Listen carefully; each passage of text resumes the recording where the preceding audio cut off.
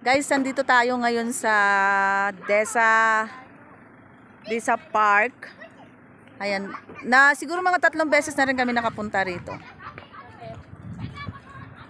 Dumaan na kami rito kasi may oras pa. Ano, kamusta? Kahit hindi nakakahinga, okay. Kahit may sipon si Kigala, pag sa galaan, di maiiwan yan. Ang oras ngayon ay 2:30. Dapat usapan namin 3 o'clock. Bababa na kami ng city. Kaso, andito na kami, kaya nilubos-lubos na namin. Kasi, para isang galaan na lang.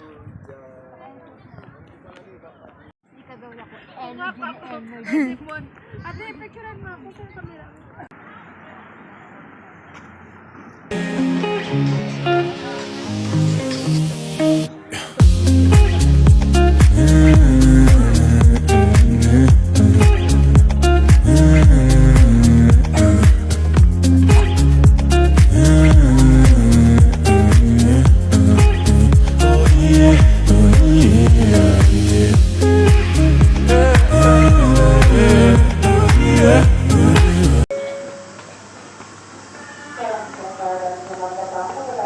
Naman po guys, mga souvenir.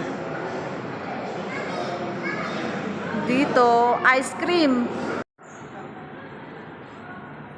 Banana, 350. Hindi namin dala, 3. Dito guys, oh. Di ba? Ang ganda ng view. Sige. Uwi na po kami.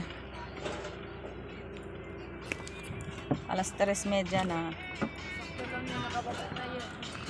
Kami sa KFC. Finger licking good. Ano? Finger licking.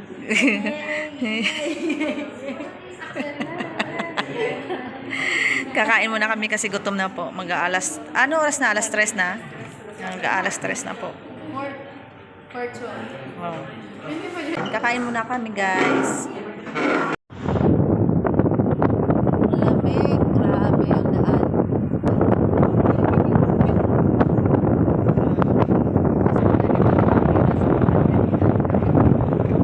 Grabe. Ang tagal namin sa biyayan. Sakit na ng puwet ko. Umuulan pa. Kasi umuulan nung bumaba kami. Ngayon lang kami nakarating. 7:30. Ang naulan guys.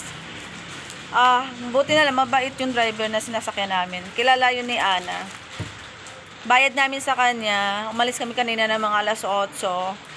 Bayad namin 300. Good. Hindi kami napagod sa kagala. Napagod ako sa kakaupo sa sakyan ng ilang oras.